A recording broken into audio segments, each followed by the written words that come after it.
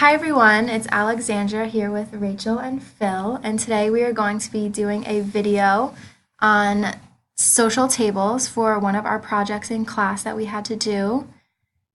And as you can see here, we had to create a event space for a music festival. So we are just going to be going over that a little bit today, more in depth about what's going on. How do we turn it, Phil? Like that? Oh yeah, there we go. So Phil created this for us to use as a reference. So as you can see, Phil, what do we have got going on here? Okay, well, on the right side, excuse me, is the location for the stage. In the lower right corner, you can see is our VIP tent. It's where everybody that paid extra gets to hang out and eat and drink and get a chance to meet with some of the talent that are coming in to play for us today. And then above that is the backstage area. That's for the bands, and there's food stations and seating for them as well. Then there's a stage, and I didn't go too crazy with it, but I did try to show that there is lighting and electrical hookups and speakers and things like that around the stage. So that's what all of that stuff is. We have seating for 300 in this area right here. VIP seating is in the front. And then back here is where the mixing board and all the controls for the lights and everything are going to be located.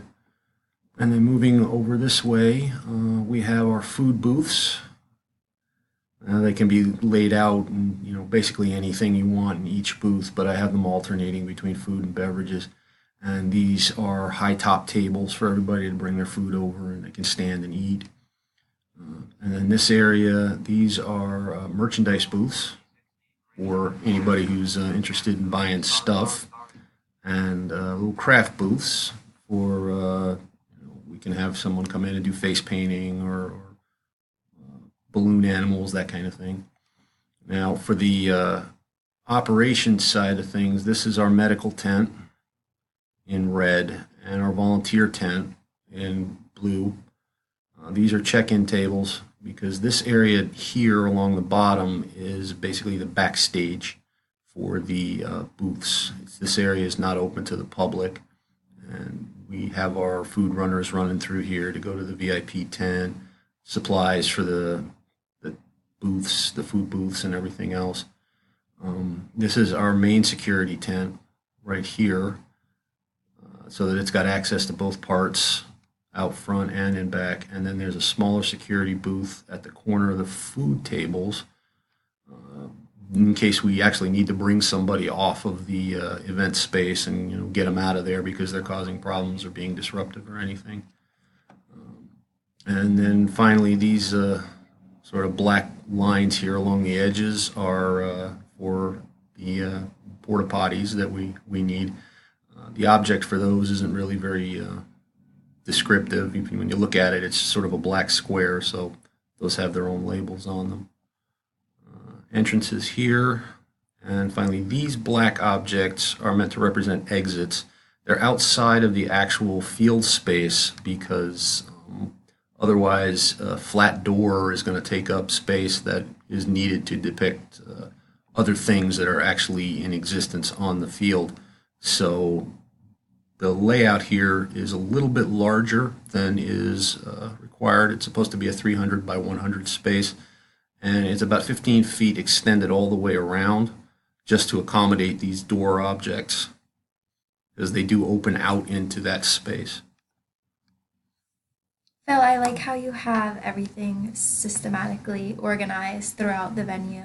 And I like how it's color coded too. Yeah, you did a really good job. And I also like how you have the, what is that in the red?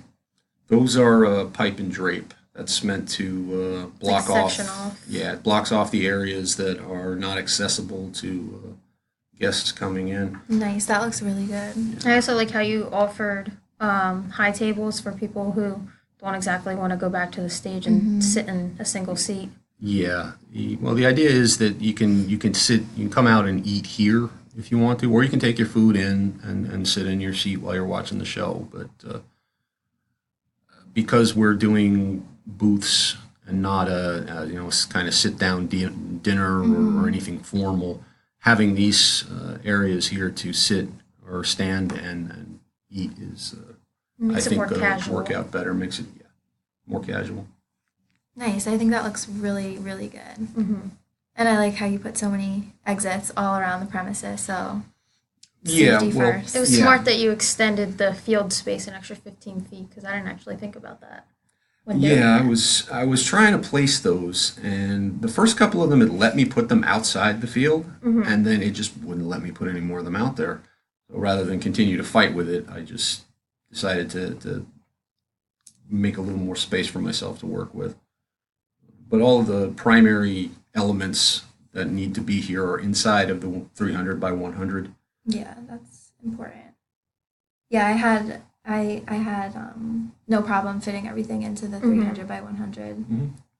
field space to work with. Same. Yeah, it's a good size for what we're doing here to get all of these things in. Definitely. And what area is this one again? That's backstage for the talent. And did you have to input all of these little booths inside that Yeah. square? All of the square is actually a separate object. It's a tent Mm-hmm. that you can find over here.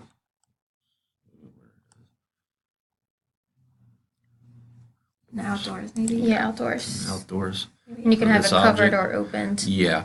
And then these other objects, you want to do your room design first.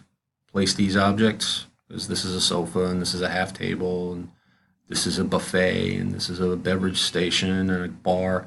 And then once you've got all of that stuff placed, put the tent over it.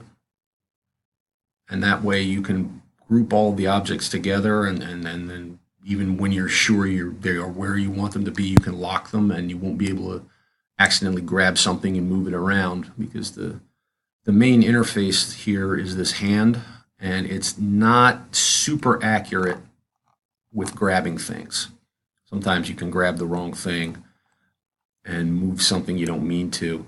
It's also how you actually move the image around so that you can work in the sections you want.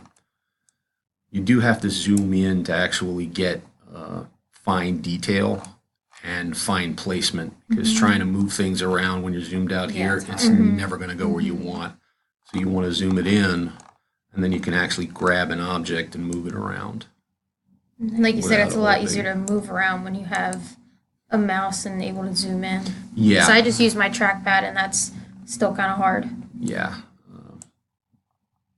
Mouse is definitely recommended for this one. It doesn't have to be a super accurate, fancy mouse or anything like that. But trying to do it with a trackpad, I went for about 5 minutes and then I said, nope, give me my mouse.